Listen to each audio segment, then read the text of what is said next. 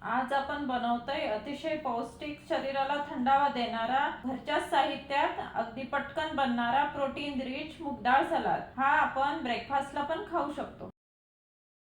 इथे मी अर्धी वाटी अशी मूग डाळ घेतली आहे पिवळी। आज आपण मूग डाळीपासून अतिशय हेल्दी अशी रेसिपी बनवणार आहोत। आता ह्या मूग डाळीला आपण धुवून टाकायचं आहे। यात पाणी घालते, एक दोनदा पाण्याने धुवून टाकायचं, कारण की याच्यावरती धूळ वगैरे असते आणि पावडर वगैरे लागलेली असते, तर ते निघून जाणार। अशा प्रकारे मी दोनदा स्वच्छ धुवून घेते।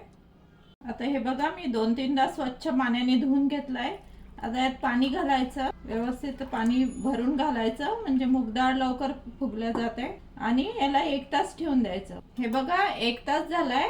आता आपली मूग डाळ व्यवस्थित भिजल्या गेली आहे, तुम्ही इथे बघू शकता। आता आपण हे पाणी काढून घ्यायचं आहे, याला स्ट्रेन करून घ्यायचं। तर मी इथे एक स्ट्रेनर घेतलाय, त्यात हे मूग डाळ पूर्ण काढून घेते।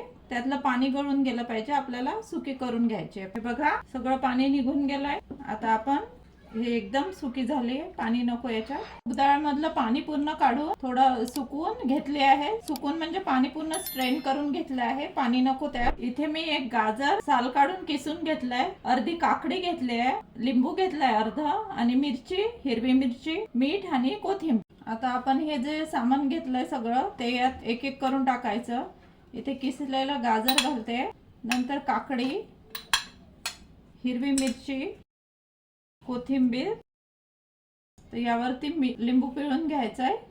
हे सगळे साहित्य शरीराला थंडावा देणार आहे, तर आणि हे हेल्दी पण आहे। आणि इथे मी मीठ घालत आहे। आता हे बघा, सगळं मिक्स करून घ्यायचं। मूग डाळ ही शरीराला थंडावा देणारी असते आणि पचनाला पण हलकी असते।